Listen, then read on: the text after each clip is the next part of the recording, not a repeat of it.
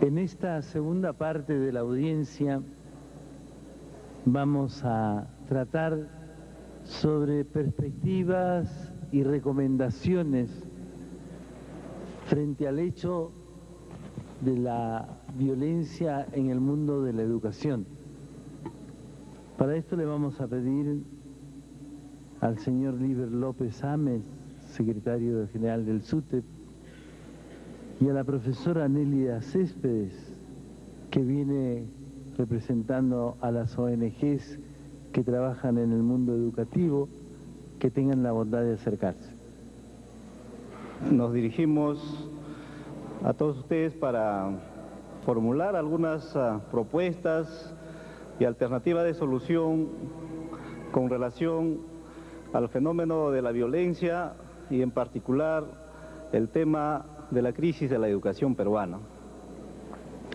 Nosotros consideramos que desde la óptica de la educación, desde los centros educativos, hay alternativas viables para prever o superar este fenómeno. Pero tiene que sintonizarse estas propuestas cuando nuestro país tenga en primer término un proyecto nacional de desarrollo del cual carecemos. Es un aspecto fundamental y principal a nuestro entender, porque es una de las tragedias que atraviesa el pueblo peruano. Y si nosotros comprendemos la dimensión de la crisis de la educación peruana, también tenemos que hablar coherentemente de un proyecto educativo nacional. Un proyecto educativo nacional que sea parte consustancial del proyecto nacional de desarrollo. En ese marco nosotros queremos puntualizar de que no podemos estar con modelos educativos o modelos pedagógicos seguidistas. Requerimos en el país de que nuestro modelo debe responder a una visión autocentrada, una visión que responda a los intereses y necesidades de la educación nacional, a los intereses y necesidades de nuestros pueblos y regiones que exigen o que requieren el aporte de todos y cada uno de nosotros, porque la educación es tarea de todos. Y eso pasa inexorablemente por plantearse una nueva reforma educativa. Hoy hay la necesidad de evaluar cuáles son las consecuencias de más de 30 reformas educativas que en el país se ha implementado. Y la última más perversa, referido a la reforma educativa neoliberal, donde los niveles de discriminación, de elitización y las desigualdades sociales en el terreno de la educación precisamente se vienen ahondando, producto de que la educación es considerada como una mercancía, no como un derecho, y como consecuencia del avance del proceso de las privatizaciones. Privatizaciones que fueron rechazadas por la población, por los padres de familia en su gran mayoría, a través de los decretos legislativos, la 699, los decretos leyes 26011, la 012, la 013, durante la dictadura neoliberal.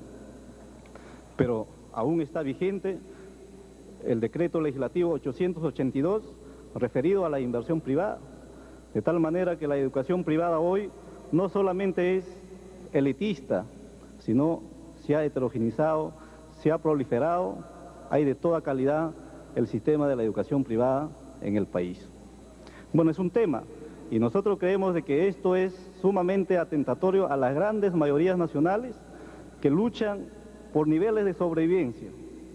Si es que la gran mayoría de los padres de familia tienen sueldos de hambre, no tienen trabajo, no tienen empleo, será difícil hablar de la libertad de la educación, porque no podrán elegir principalmente en centros educativos privados donde tengan que pagar mensualmente.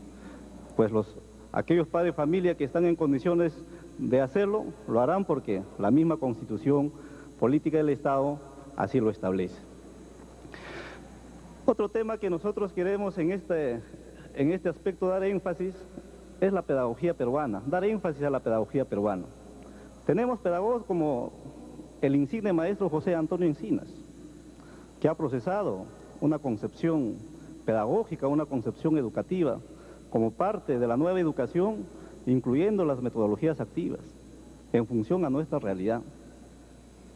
Pero en ese proceso, la reforma educativa que se plantea tiene que estar principalmente sobre la base de afirmar, de potenciar la educación pública, hoy abandonada por parte del Estado. Tiene que afirmar la gratuidad de la enseñanza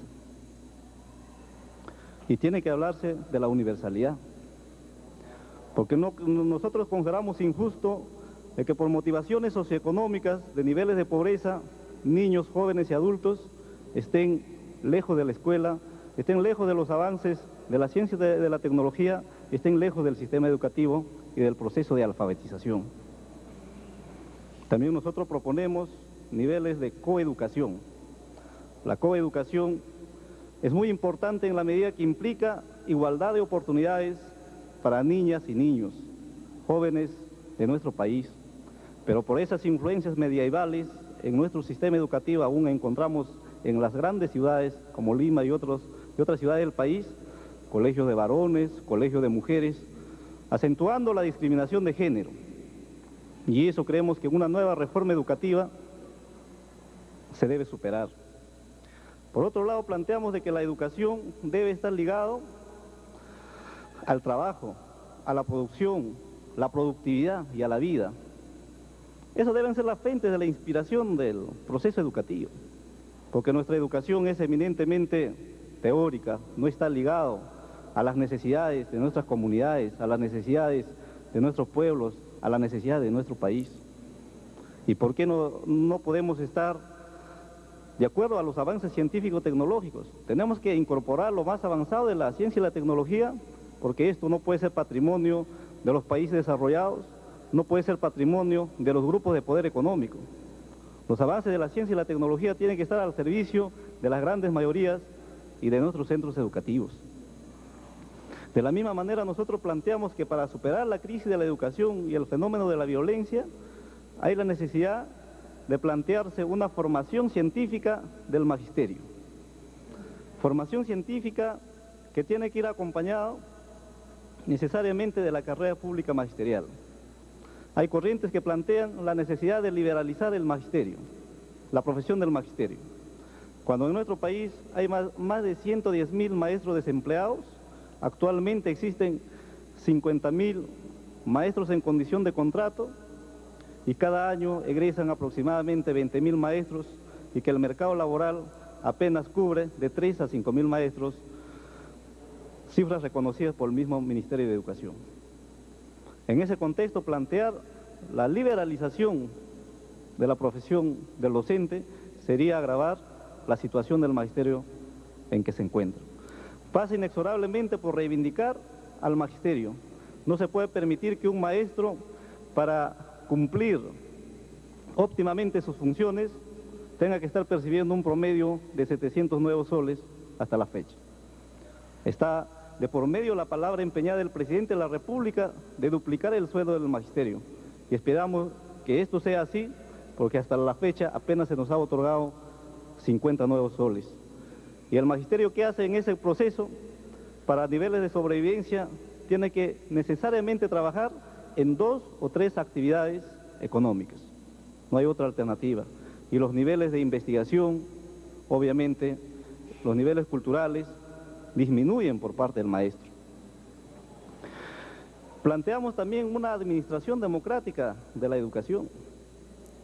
Una administración democrática que pasa por plantearse realmente un auténtico consejo escolar desde los centros educativos que transite por los distritos, las provincias, departamento, región, para llegar a un Consejo Nacional de la Educación. Actualmente tenemos un Consejo Nacional de la Educación por importantes personalidades que nosotros reconocemos, pero falta el soporte social. Están ausentes las organizaciones de base. No desconocemos la importancia de los expertos, de los especialistas, de los exministros, pero nosotros también como sindicato exigimos la presencia de la Federación de Estudiantes del Perú, del sindicato, de las universidades, que están ausentes en el Consejo Nacional de la Educación. Pero más allá del carácter consultivo de las propuestas a mediano y largo plazo del Consejo de la Educación, queremos dar énfasis a nivel de centros educativos, a nivel de los distritos, donde la relación democrática debe ser mayor y mejor entre los actores, entre los sujetos y los agentes de la educación. Las autoridades, el director del centro educativo, los profesores, los estudiantes, los padres de familia organizados, que de manera conjunta dirijan colectivamente el proceso educativo para superar verticalismos, autoritarismos, principalmente el grado de corrupción en la parte administrativa, que es una generalización, que es una constante en el sector educación. Pero si hay esa participación democrática, creemos que se va a superar este aspecto referido a la conducción democrática de los centros educativos. Y que pasa también en esta etapa por plantearse una verdadera descentralización de la educación. Pero no una descentralización entendida dar autonomía a cada centro educativo, que también nosotros hemos experimentado a través de la resolución ministerial 016 de la famosa autonomía de los directores, en qué ha caído. El gobierno, bajo la concepción neoliberal impuesto por el Banco Mundial en los términos de descargar el gasto público, del ahorro de la caja fiscal, ha trasladado la responsabilidad económica a cada centro educativo. Y esto lo que ha redundado es en contra de la economía de los padres de familia, de los estudiantes y de los profesores. Porque para resolver las múltiples necesidades, los directores han derivado hacia las cuotas, hacia los ingresos propios que afectan a la golpeada economía de los usuarios, de los padres de familia, de los estudiantes. En esto no estamos nosotros de acuerdo. Estamos de acuerdo que haya diversificación, flexibilización curricular, dar roles administrativos, pero no roles económicos, porque eso tiene que garantizar centralmente el Estado. Por otro lado, también señalar sobre el financiamiento. En nuestro país hay avances, hay consenso sobre este tema. Un primer esfuerzo que realizó el gobierno transitorio fue precisamente en esa Comisión de Acuerdo Nacional por la Educación, donde el SUTEP tuvo su espacio, tuvo su participación. Desde allí, pasando por el documento suscrito en el Acuerdo Nacional, en uno de los aspectos se señala de que el presupuesto debe incrementarse progresivamente hasta alcanzar un porcentaje no menor, al 6% del Producto Bruto Interno. Pero sin embargo, esto no es trasladado coherentemente a políticas de Estado, a la concreción. Precisamente el día de hoy y mañana están debatiendo en el Congreso de la República el tema del financiamiento, el tema del presupuesto general de la República. Pero en el anteproyecto, en la propuesta del Ejecutivo, aparece en el orden del 3,03% del Producto Bruto Interno.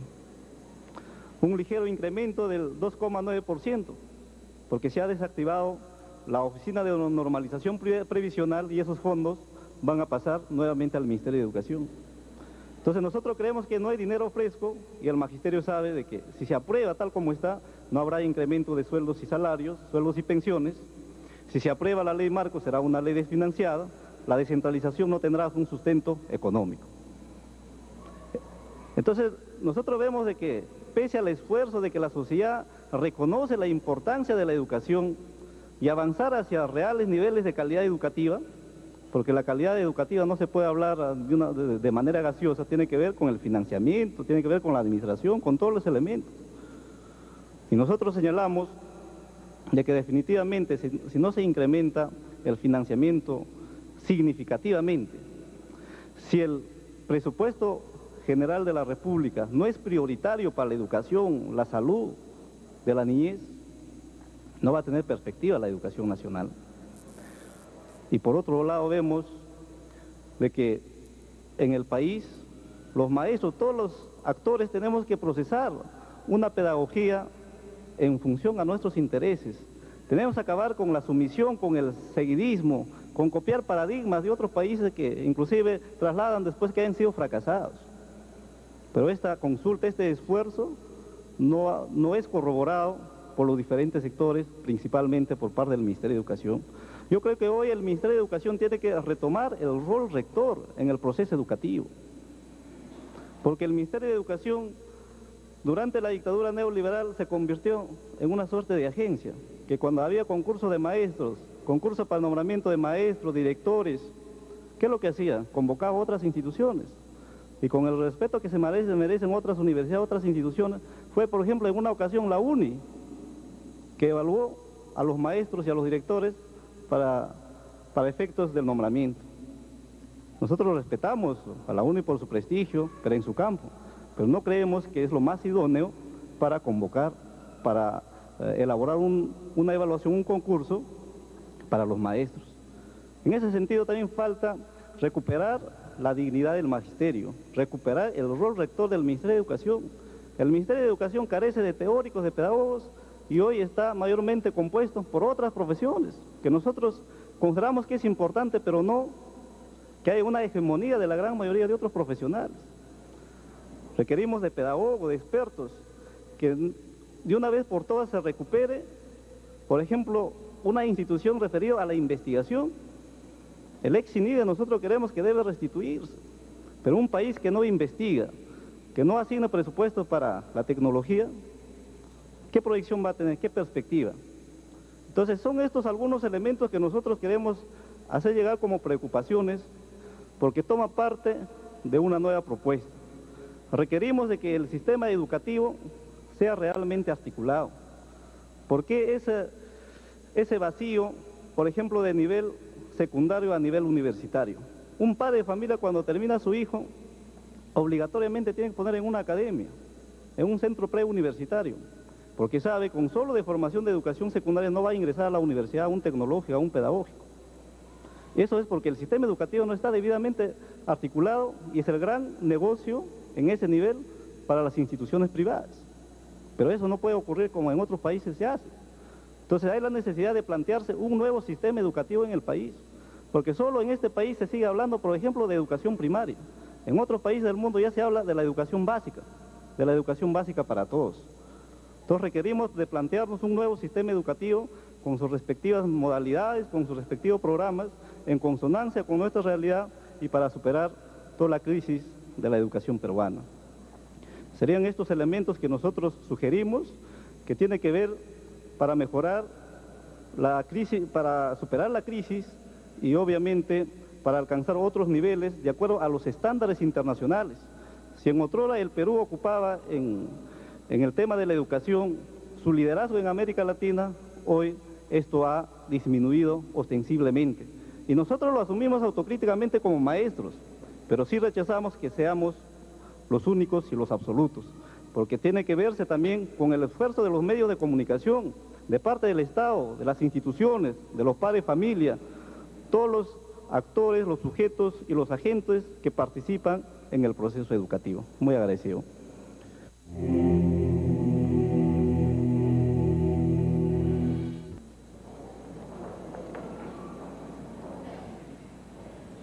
Bien, muchísimas gracias por esta invitación a la Comisión de la Verdad y un saludo a todos los presentes.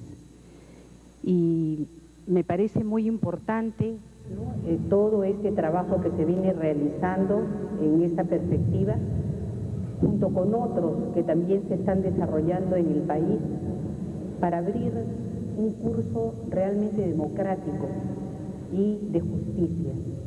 E indudablemente develar todo lo que son los problemas de la violencia son fundamentales para abrir este curso democrático.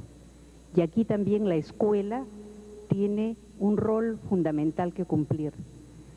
Y yo saludo, ¿no?, esta audiencia, porque si bien la educación no es la vara mágica que va a solucionar los distintos problemas del país, sin embargo es un factor de cambio decisivo.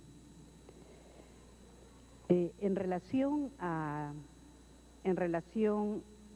la solicitud, ¿no?, de expresar las diversas propuestas educativas que se generaron desde la sociedad civil en la época de la violencia, yo indudablemente quiero empezar reconociendo el rol que cumplieron muchísimos maestros y siento que ese trabajo no esté realmente registrado, porque sería y es indudablemente una tarea fundamental reconocer los múltiples esfuerzos que se hicieron a diversos niveles. Hemos escuchado a nuestros colegas señalar al maestro como un líder en la comunidad, como un líder social, trabajando a la par por otros para afirmar la democracia en el país. Y también hubieron muchísimos maestros que fueron en aquel entonces un soporte familiar, afectivo, fundamental en la vida de muchos niños. Recuerdo a un profesor de Huanta que nos contaba que desde una loma él vio que venía la columna senderista y él lo que hizo fue huir con todos sus alumnos, cruzando una serie de ese territorio tan complejo, y luego después él se convirtió en un buen tiempo la única familia de un gran grupo de niños. Es decir, los maestros peruanos se han movido y han trabajado en diferentes campos. Y también en el campo de la pedagogía. Es increíble, pero en una época de crisis, también muchos maestros repensaron el rol fundamental de la educación. Se preguntaron si lo fundamental es una educación que forme sujetos. Hasta el momento también qué cosa era lo que habían estado haciendo. Entonces también esta situación de crisis se convirtió para los maestros, para muchos maestros, en una posibilidad de repensar los fundamentos de la educación, no una educación para transmitir solamente un conocimiento, sino una educación para fortalecer a los sujetos, a los niños, pensantes, actuantes. Entonces ese fue otro campo también de lucha muy importante que desarrollaron los maestros. Quiero también señalar que las iglesias dentro de la sociedad civil cumplieron un rol fundamental trabajando desde lo que era la defensa de la vida, incorporando la reflexión y la vivencia de los derechos humanos, de los derechos de la infancia, al interior también de la escuela y de la escuela también con los padres de familia y la comunidad. Creo que ha sido un soporte fundamental que es preciso reconocer. Y también un conjunto de organizaciones no gubernamentales que inclusive trabajaban antes de la violencia en las zonas de violencia, se vieron fuertemente impactadas por este hecho y cambiar indudablemente también sus estrategias de trabajo para responder a esta situación de violencia que vivía el país. Yo solamente voy a dar algunas pinceladas en relación a esas experiencias y quisiera resaltar una que me parece muy importante, que fue trabajada con la región de educación de Ayacucho, un departamento profundamente violento. Y en esta experiencia, las organizaciones no gubernamentales junto con la universidad, lo que buscaban era que el sector educación, porque no fue una experiencia trabajada directamente con maestros, sino trabajada con el sector educación, pudiera dar respuesta a la situación de violencia que había impactado al sector educación y que en realidad se encontraba totalmente en parálisis y que inclusive no llegaron a dar respuestas efectivas ante la situación de violencia que se vivía en la zona. Por lo tanto, la estrategia privilegió el trabajar con estos especialistas que nosotros sabemos que son también en el sistema muy criticados, pero interesaba que se fortaleciera la institucionalidad y que se diera una respuesta frente a esa situación. El tema que cruzó esta estrategia fue el desarrollar el trabajo de autoestima. Este trabajo implicaba una mirada al currículum, este trabajo implicaba mirar las relaciones que se estaban dando en la escuela, porque parecía algo insólito, en medio de la violencia se seguía tratando al niño con las mismas, ¿no?, reglas a veces de autoridad, que lo único que hacían era reforzar fuertemente la misma situación del contexto que se vivía. Y por otro lado, trabajar con un currículum como si nada pasara en la zona.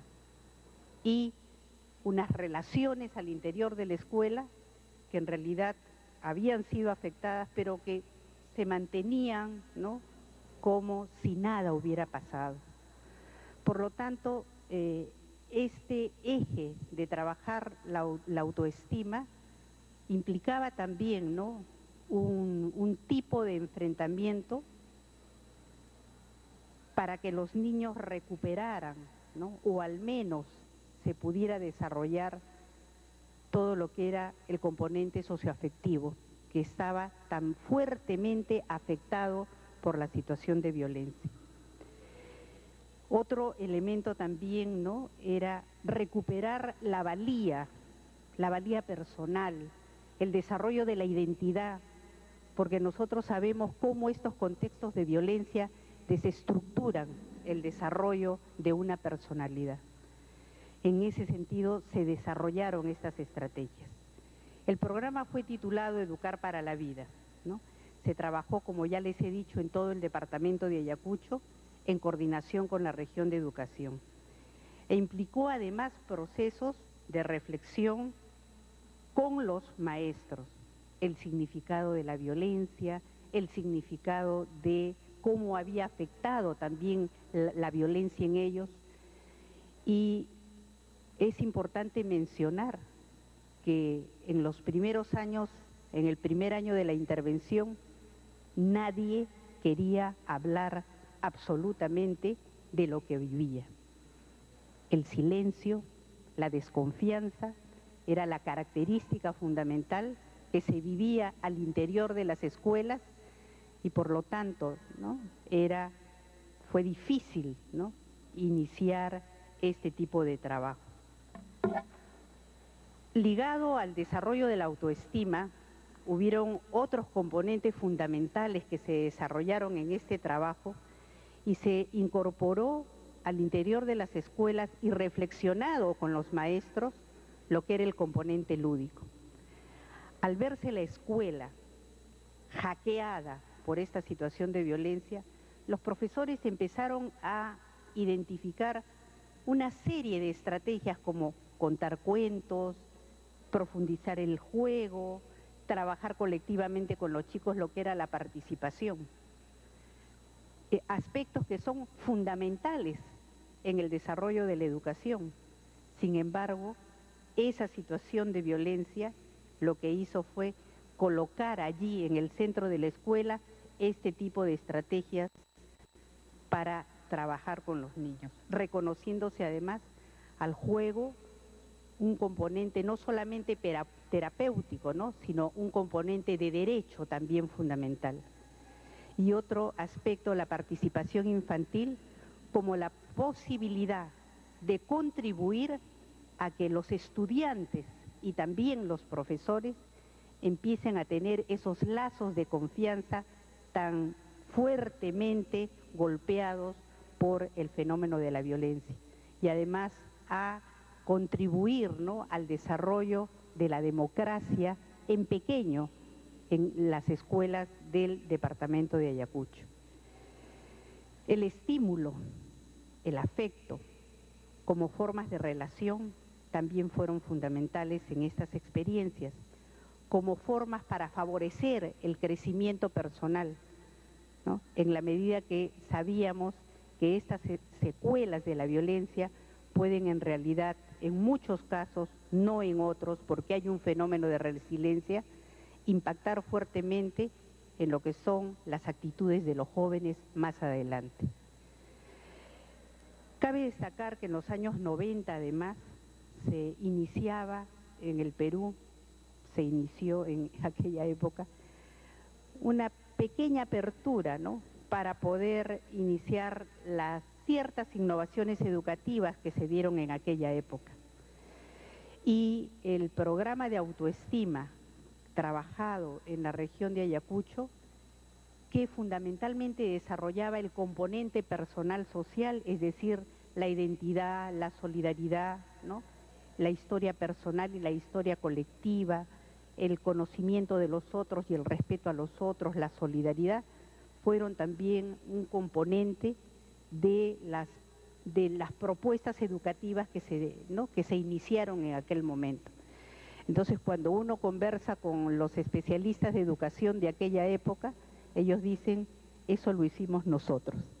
Aparte de que eso sea, ¿no?, totalmente cierto, lo importante es, ¿no?, la subjetividad, ¿no?, ese aspecto subjetivo que se levantó para poder dinamizar en algo a ese sector de educación que indudablemente mantiene otra serie de problemas. Otro elemento que también es muy importante de señalar son todas las experiencias que se dieron desde la Red de Educación en Derechos Humanos y la Paz, como parte de la Coordinadora de Derechos Humanos. En estas experiencias, el trabajar los derechos humanos, la defensa de la vida, ¿no?, se constituyó en un eje fundamental. Y lo mismo, trató de permear la currícula de la escuela, trató de permear, ¿no?, las relaciones que se vivían en la escuela y a su vez también trató de articular tanto el trabajo que se hacía con la comunidad como con la escuela. Y muchos maestros trabajaron desde esta perspectiva. No fue ningún trabajo sencillo, ya lo hemos escuchado, ya hemos escuchado las experiencias de nuestros colegas y también a Susana Córdoba, pero indudablemente que la población, los maestros, ¿no?, dieron grandes pasos también para poder enfrentar estas situaciones de violencia desde la escuela. A su vez también se realizaron algunas investigaciones, porque consideramos que para poder desarrollar programas, alternativas, también era preciso conocer hasta qué punto y qué pasa con la violencia en las escuelas. También varias instituciones de Cerro de Pasco, de Ayacucho, en Lima mismo, en Huancayo, realizaron una investigación titulada Percepción de la violencia en un grupo de estudiantes, fundamentalmente del 5º y 6º año de educación primaria.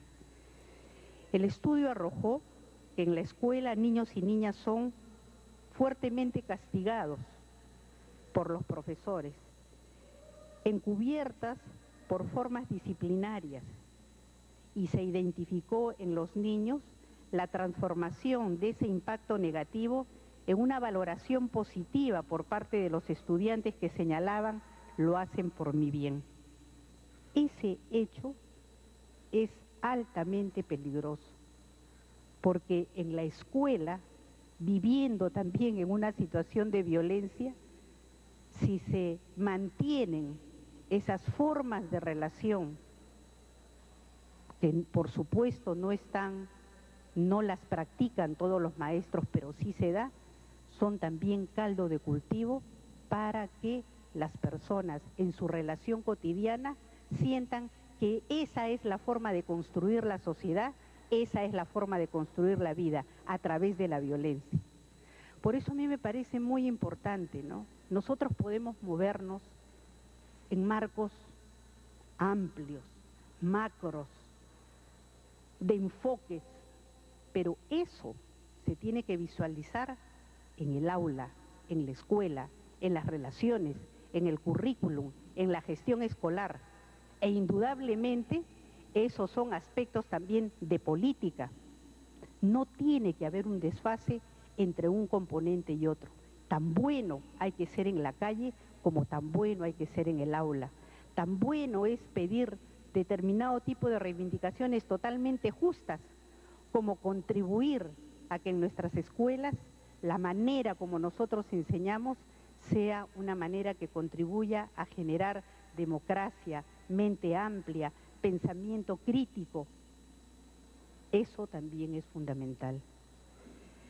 Otro elemento que también se analizó a partir de los resultados de esta investigación era que estos efectos, como ya les he dicho, son altamente perjudiciales porque activan sentimientos de tristeza, miedo, temor, agravando aún más la situación de inestabilidad y miedo que tenían los niños frente a la situación de violencia, muchos de ellos perdiendo familiares.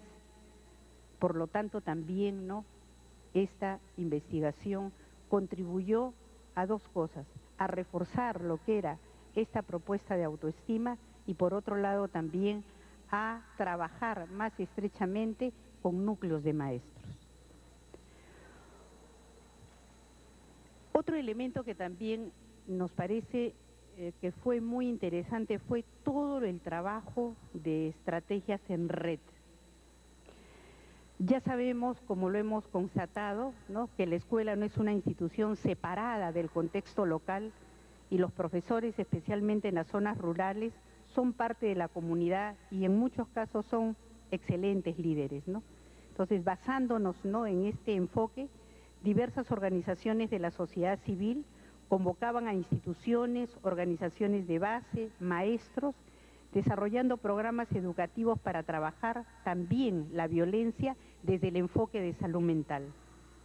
Se trabajó también allí, el significado del duelo, la agresividad, la depresión, así como las actitudes que se requieren para enfrentar las situaciones de violencia, asumiendo también un enfoque psicosocial y colocando la fuerza de la recuperación en los sujetos de la sociedad. Así se formaron equipos locales en muchas localidades: Ayacucho, Huancavelica, Cerro de Pasco, Abancay, Puno. Y así también lo hicieron las coordinadoras de derechos de infancia como las de Ayacucho y Cusco. En todas estas experiencias, la participación, la autoayuda fueron fundamentales para adquirir poder sobre la propia vida. Esto es fundamental, adquirir poder sobre la propia vida. En experiencias que se hicieron en el año 88, 89 y 90, las estrategias de intervención con docentes fundamentalmente fueron estrategias de autoayuda. Es decir, las personas que vivían aisladas, desconfiadas, encontraban en esos núcleos la posibilidad de conversar sobre las cosas que pasaban de una manera más o menos libre y por otro lado también mantenerse organizadas y restablecer de alguna manera los lazos de confianza. Entonces, no es que las estrategias educativas inmediatamente abordaron el currículum, la gestión de la escuela, no. Primero era reconstituir, este tejido personal, indudablemente también junto al tejido colectivo. Pero fueron muy impresionantes estas experiencias que se fomentaron a través del trabajo en red. Así también diversas instituciones educativas formaron parte también de una red más grande que era la Mesa de Salud Mental. Y a partir del trabajo, de la Mesa de Salud Mental, también se presentaron propuestas alternativas de cómo recuperar, la educación, la salud, pero dentro de una mirada intersectorial. Entonces, este también fue un componente muy importante. Entonces, el componente de currículum, el componente de las relaciones, el componente de la investigación, el componente de estos grupos de autoayuda con profesores, el trabajar también en políticas, ¿no?, de salud mental, indudablemente que estaban, ¿no?, a su vez junto a otras de las experiencias que ya nos han contado nuestros colegas, ¿no? Sin embargo, este enfoque también era un enfoque profundamente sociopolítico, ¿no? No buscaba de todas maneras la recuperación del sujeto, de las colectividades, para que con gran energía sigan enfrentando, ¿no?, el problema de la violencia y construir alternativas también democráticas y educativas en esos contextos. Entonces, en ese sentido, ¿no?, creo que de eso que pasó a lo que también está ocurriendo ahora, ¿no?, ¿qué debemos afirmar en nuestros procesos educativos, ¿no?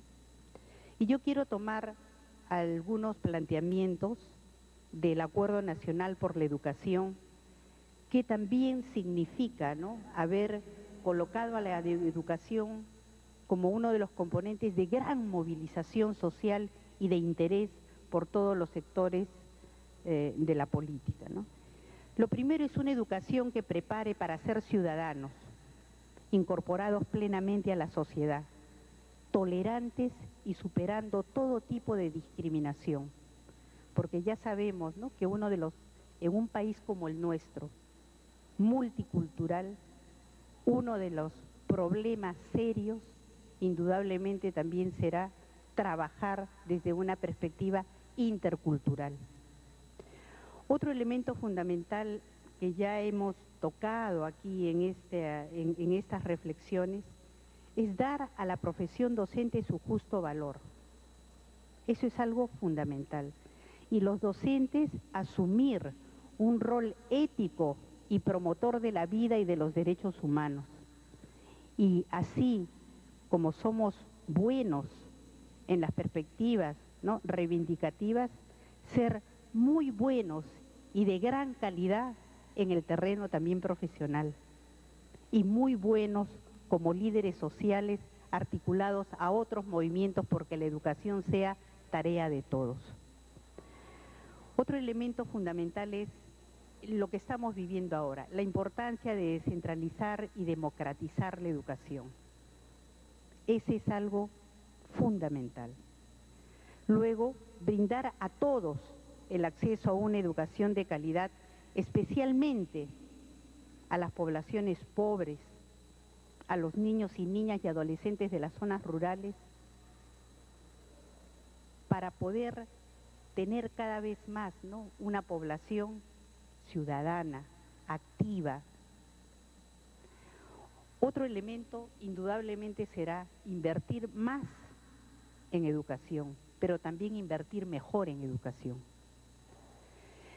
Siendo estos, ¿no?, planteamientos macros que deben desarrollarse en las políticas educativas, quisiera tocar algunos puntos específicos que me parecen muy importantes. Se deberá desarrollar una pedagogía del estímulo, una pedagogía de la ternura y el reconocimiento que los estudiantes son sujetos sociales de derechos, con voz, con capacidad de participación activamente. Debe de existir el convencimiento que el castigo y el maltrato son generadores de más violencia y que no van a contribuir a una cultura de paz. Que la vida cotidiana de la escuela sea un espacio democrático y que prime el respeto, la verdad, la justicia, la importancia de la corresponsabilidad, la solidaridad, desde la promoción de la ciudadanía y el respeto profundo a los derechos humanos. Y decretar, que es difícil decretar, porque implica un cambio cultural en nosotros, desterrar todo tipo de discriminación que son indudablemente factores de violencia. Otro elemento es que las estrategias educativas de la escuela para el desarrollo de los aprendizajes promuevan la libertad, el análisis, la criticidad, el gusto por aprender, el gusto por saber de los otros. No hay aspecto más negativo que solo el memorismo, solo la repetición, aunque ahí ya hemos avanzado, pero que eso también genera adoctrinamiento. Entonces hay que ligar ese componente de la pedagogía, lógicamente, con las posibilidades de construir un sujeto democrático. También es importante, ¿no? Ya lo han señalado aquí, la gestión democrática, donde todos tienen una participación. Por eso la promoción de diferentes instancias con poder, porque no se trata de instancias nominativas, sino con poder, son importantes. Aquí vemos a los escolares y nos parece muy valiosa, ¿no?, la importancia de la participación de ellos en los municipios escolares, en las defensorías escolares, y hay que ir contra todo tipo de manipulación. Debemos de construir una sociedad donde adultos, es decir, maestros, directores, padres de familia, junto con los estudiantes, nos veamos como iguales, distintos, es verdad, pero como iguales. Esa también es una manera, un camino para desterrar cualquier tipo de violencia. Y por otro lado también, ¿no?, que la escuela trabaje junto con otras instituciones de la localidad y que la educación sea indudablemente tarea de todos, pero lo que le compete a cada cual. El gobierno, el Estado, tiene una responsabilidad, la sociedad civil tiene otra responsabilidad, los estudiantes tienen otra responsabilidad, pero son responsabilidades concertadas. Pero no es que las instituciones tienen que cumplir el rol que les toca a otros. Ese es algo fundamental. Y en Esta audiencia que termina en estos momentos nos hace reflexionar mucho sobre esta violencia terrible que se ejerció entre nosotros.